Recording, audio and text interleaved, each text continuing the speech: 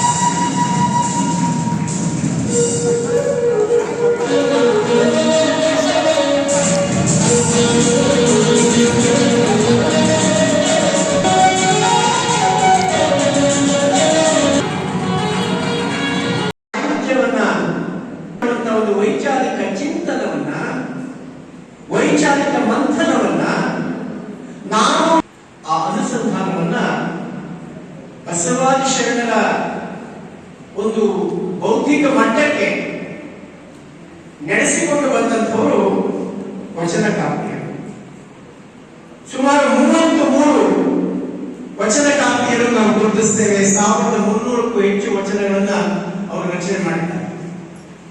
ಒಬ್ಬೊಬ್ಬ ವಚನಕಾರ್ತಿಯ ವಚನಗಳು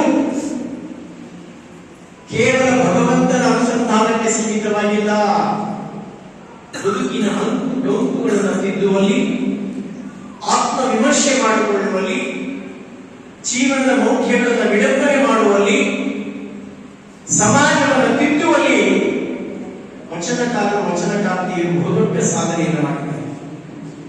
ವಚನಕಾರ್ತಿಯರು ಶೀಲ ಸಂಪನ್ನ